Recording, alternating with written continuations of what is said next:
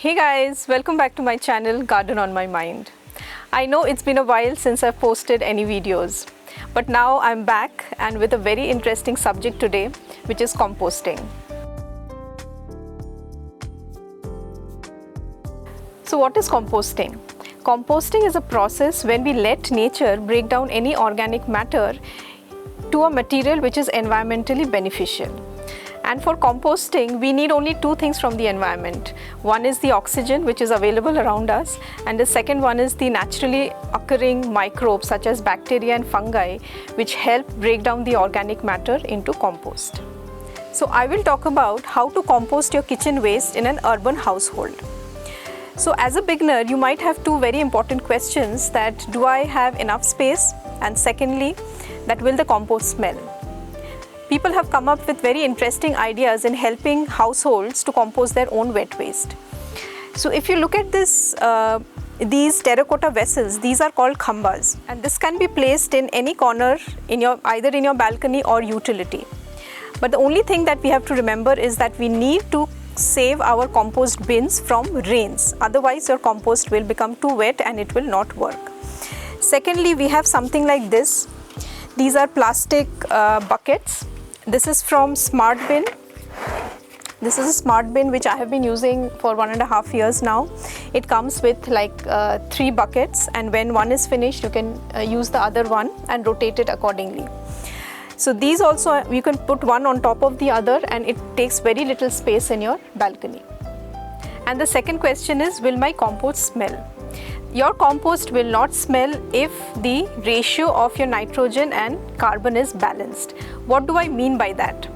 So what is nitrogen? Nitrogen is basically your food waste, which is nothing but your vegetable scraps, something like this. So we call it greens. So it is not looking green because it has musambi and all that. But whatever comes out of kitchen waste, like your banana peels or the vegetable peels, these are called greens, which are rich in nitrogen. So this wet waste from our kitchen, which is rich in nitrogen, needs to be mixed with carbon. So where can I get carbon to start the composting process? So carbon can be found in dried leaves, in cocoa peat, in a little bit of soil which already has the microbes, which fasten or help in the composting process. So it's very simple. It's mixing greens and browns in a ratio which will help in the composting process.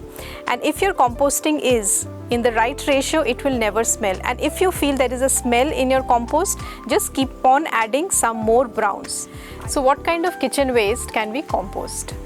So this is a variety of kitchen waste from my house, where I have these potato peels, these vegetable peels. Banana is very good for your compost, but I have some eggshells. You can also put tea leaves. These are very good for your, the ultimate product that you will get through composting. What we will do, and you have to remember that the size of the compost, you cannot put this in your compost bin. Though it will compost, but it will take a longer time. So ideally we should make it like maybe 1 inch of the food waste. Suppose this potato peel, right? We have to make it a little smaller so that the composting happens faster.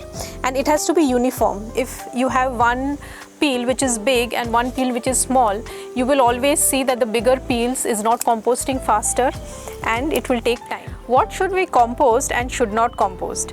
We can compost vegetable peels, food scraps, coffee grounds, tea leaves. And what we should not compost is animal waste, meat, dairy, fish bones and diseased plants. Since composting is an aerobic process, meaning we need oxygen to break down the wet waste or organic matter.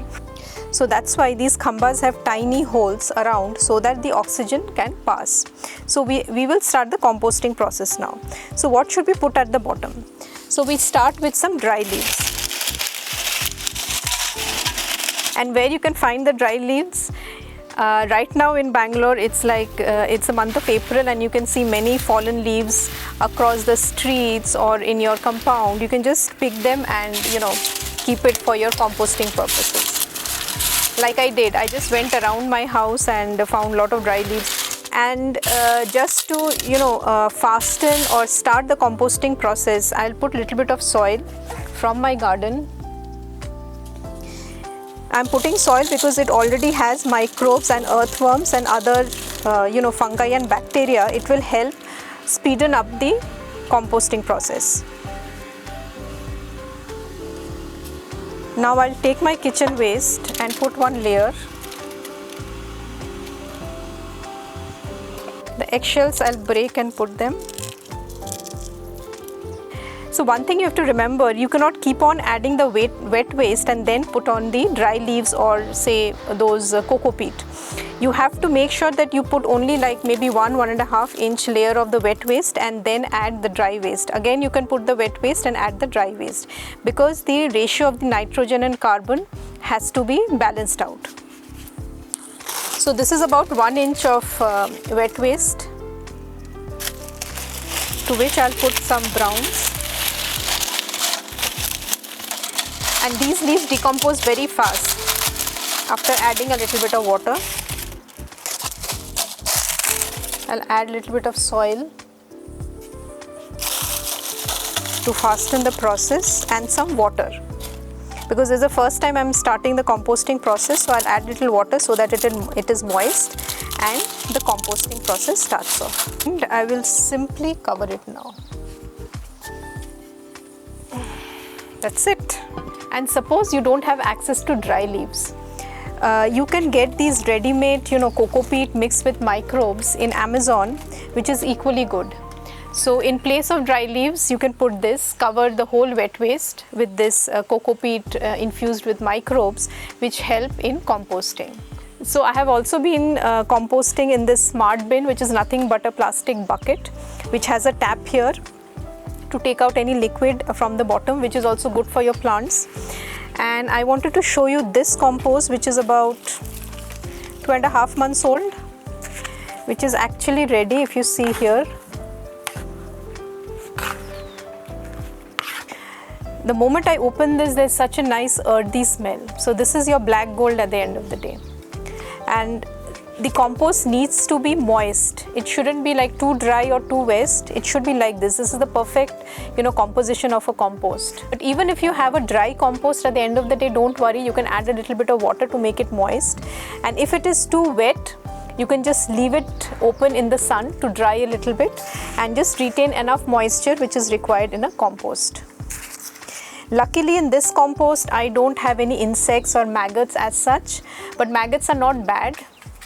Maggots actually help break down your food waste much faster. One thing that you need to do while composting is just once in a while, maybe once a week, just mix the compost nicely.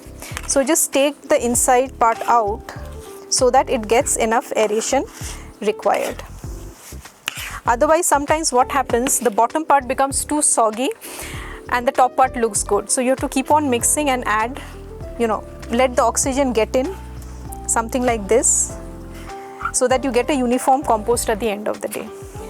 And if you're running out of space of your wet waste and your buckets are full, what you can do is you can take the oldest wet waste or oldest compost out of the 3 buckets or out of the 3 khambas and put it in cement bags and store it somewhere. This is also called curing.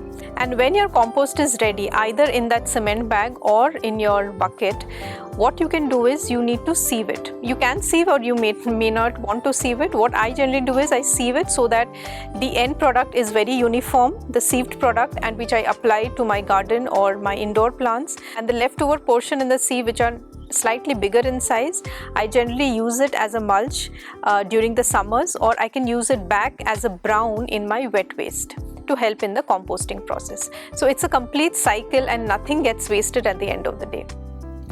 So if you want to start your composting process, the time is now. And believe me, it's a very simple process. You will get hang of it in no time. And if you have any comments or questions, please leave it in my comments box. Thank you and happy gardening and happy composting. Bye.